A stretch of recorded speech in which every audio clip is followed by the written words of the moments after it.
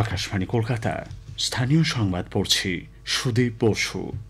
কলকাতার সঙ্গে বিশ্বের বিভিন্ন দেশের সংযোগকারী সরাসরি বিমান পরিষেবা চালুর জন্য সরকার পক্ষ বিধানসভায় একটি প্রস্তাব আনতে চলেছে। আজকের অধিবেশনে অর্থমন্ত্রী চন্দ্রিমা ভট্টাচার্য এই প্রস্তাব আনবেন বলে খবর। এর ওপর 1.5 ঘণ্টা আলোচনার কার্যসূচি রয়েছে। রাজ্য বিধানসভায় গতকাল পাশ হয়েছে the West Bengal entertainment and luxuries hotels and restaurants কর বিল। অর্থমন্ত্রী চন্দ্রিমা ভট্টাচার্য সেটি সভায় উত্থাপন করেন। 1.5 ঘণ্টারও বেশি সময় ধরে আলোচনা চলে। বিজেপির বিশ্বনাথ কারক, ডক্টর শঙ্কর ঘোষ প্রত্যেকেই বিলটির সমালোচনা করেছেন। তৃণমূল কংগ্রেসের 3 বিধায়ক দেবব্রত মজুমদার, ডক্টর রানা চ্যাটার্জি এবং অতীন ঘোষ বিলটি সমর্থন করেন। জবাবি ভাষণে অর্থমন্ত্রী বলেন, 2016-17 অর্থবর্ষে 83 কোটি 62 লক্ষ টাকা কর বাবদ বকেয়া রয়েছে। 900টি হোটেলের তরফেও বকেয়া টাকার পরিমাণ 14 কোটি 59 লক্ষ টাকা।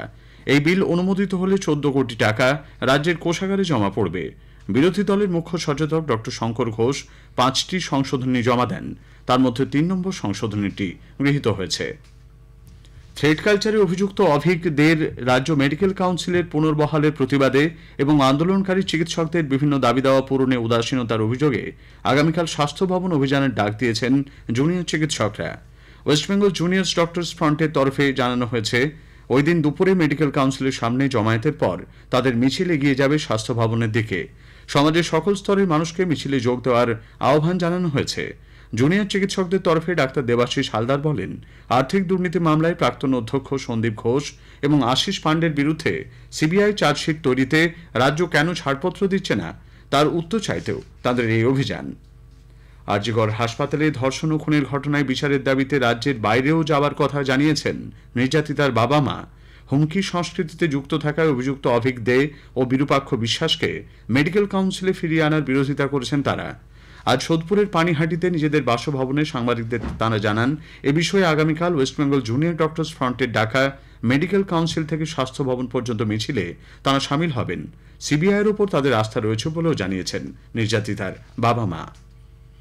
বাংলাদেশের সন্ন্যাসী চিন্ময় কৃষ্ণ দাসের অবিলম্বে মুক্তি এবং হিন্দুদের উপর নিপীড়নের প্রতিবাদে সন্ত সমাজ আর কলকাতায় মিছিলের ডাক দিয়েছে। দুপুর 2টো নাগাদ রানী রাসমণি অ্যাভিনিউতে একটি সমাবেশ আয়োজিত হবে। অংশ নিচ্ছেন রাজ্যের বিরোধী দলনেতা শুভেন্দু অধিকারী এবং পশ্চিমবঙ্গ সন্ত সমাজের প্রতিনিধিরা। এদিকে সন্ত সমাজের সমাবেশে রাজ্য সরকারের অনুমোদন না দেওয়ার তীব্র সমালোচনা করেছেন বিরোধী দলনেতা।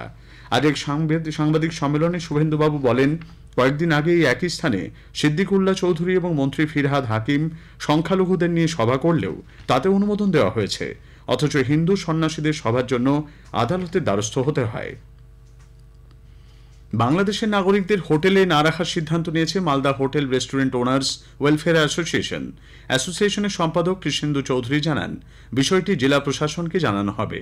বিভিন্ন অবৈধ অনুপ্রবেশকারীদের ঠেকাতেই এই সিদ্ধান্ত।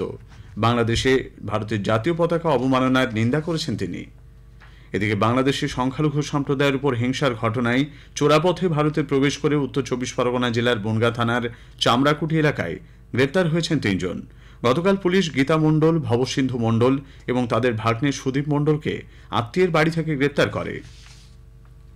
রাজ্যে ফের পাউরুটির দাম বাড়ছে। গতকাল কলকাতা প্রেস ক্লাবে এক সাংবাদিক বৈঠকে ওয়েস্টবেঙ্গল বেকার্স কোঅর্ডিনেশন কমিটির সম্পাদক ইসমাইল হোসেন কথা জানিয়েছেন। 400 গ্রাম স্লাইস রুটির দাম 32 টাকা থেকে বেড়ে 36 টাকা হচ্ছে।